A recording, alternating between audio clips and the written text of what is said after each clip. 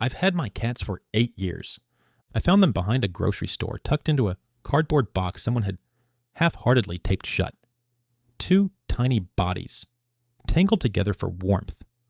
One was brave. One was quiet. I named them Milo and Jasper on the drive home, and they grew up in my apartment. They moved houses with me twice. They learned my routines before any partner ever did. Milo waits by the door every afternoon at exactly 4. Jasper sleeps against my ribs at night like he's making sure I'm still breathing. They are not accessories. They are family. So when I started dating Laura, I told her early, "I've got cats." She smiled. "I like animals." That felt sufficient at the time. We mostly spent time at her place. I assumed it was convenience. Her apartment was closer to her work, closer to her gym, closer to the cafe she liked. It didn't strike me as strange. Relationships are a series of small adjustments, and early on, you don't interrogate every one of them. She came over sometimes. Milo tried to sit near her. Jasper offered cautious blinks from across the room. She acknowledged them without really engaging. I didn't push it. Then, a few months in, she told me her apartment was being sold. "They're turning the whole building into short-term rentals."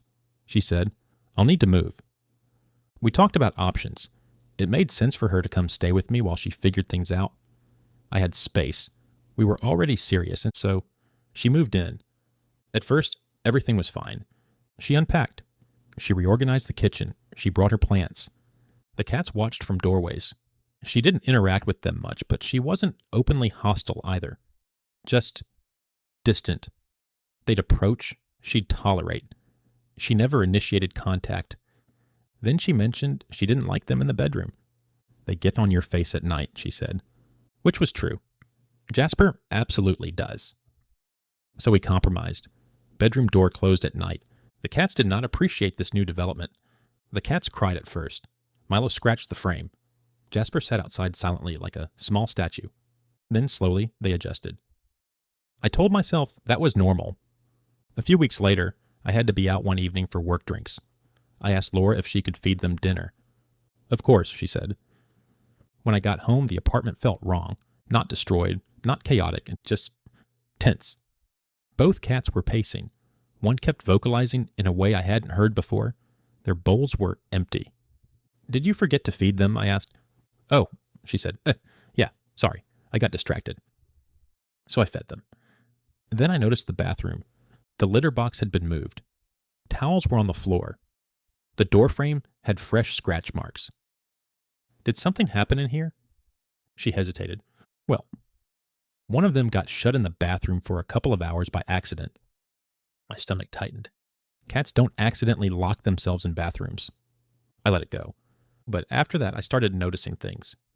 Water bowls mysteriously empty. Doors closed when they shouldn't have been. Milo started flinching when she walked past. Jasper stopped sleeping in common areas. I asked gentle questions. She always had explanations. "They're dramatic. They don't like change." "You're projecting." Maybe I was. Then my mother got sick. Not life-threatening, but serious enough that I needed to fly out of state for a week to help her. Laura said she'd take care of the cats. I hesitated. "They have routines," I said. "They eat at 6. They like the window open in the afternoon." She rolled her eyes lightly. "I can handle feeding cats." I kissed both cats goodbye. Milo headbutted my chin. Jasper wrapped around my wrist. I didn't know that was a goodbye. A few hours after my flight landed, I got a call. It was a vet clinic. "Are you the registered owner of 2 domestic short-hair males?" "Yes." "They were brought in this afternoon. Someone found them outside. We scanned their microchips." "Outside." I thanked them, called my friend Matt, and asked him to pick them up. "Don't tell Laura," I said. He didn't ask why. Matt took them home with him. I spent the week with my mother, helping with medications and meals, while quietly waiting. When I got back, Laura met me at the door. "Oh my God," she said. "Something awful happened." My heart stayed very calm. "The cats got out," she said. "I didn't tell you, because I didn't want to stress you while you were with your mom." "When did this happen?" 2 days ago." "And you didn't call the animal control, or shelters, or vets?" She shook her head.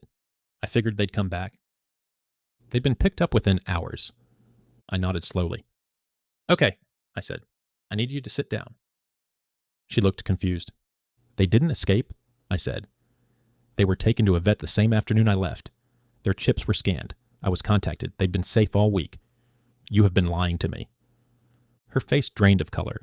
I didn't raise my voice. You let them out, I said. She opened her mouth, then closed it. You were hoping they'd be gone before I got back. You lied to me when I asked how they were. She started crying. She said she felt crowded, that they made her anxious, that she thought I loved them more than her. She said she thought once they were gone, we could start fresh. I told her to pack her things immediately. She tried to negotiate, tried to apologize, tried to reframe it as a misunderstanding. I opened the door. Matt brought Milo and Jasper home that night. Jasper climbed onto my chest and purred so hard it rattled.